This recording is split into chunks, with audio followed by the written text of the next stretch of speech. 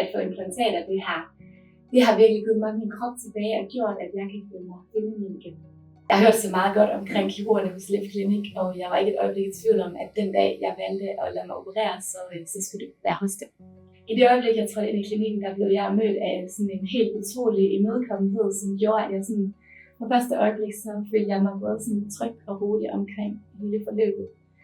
Og alle mennesker, der har været omkring mig inde på klinikken, har været sådan helt igennem professionelle, og virkelig sådan vejledt mig, så jeg har følt mig tryg ved mit valg, og bare givet sig enormt god tid, så jeg fik det præcis, som jeg ønskede.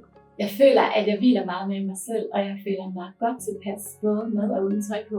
Og den der følelse af at kunne klæde sig i præcis, hvad man vil, og så samtidig føle sig helt igennem godt tilpas, den synes jeg ikke, der er noget, der slår. Den der udstråling, der er omkring et menneske, som hviler i sig selv og har det godt med sin krop, og sit ydre, ja, såvel som sit indre, det smitter så meget af på andre og dermed en selv.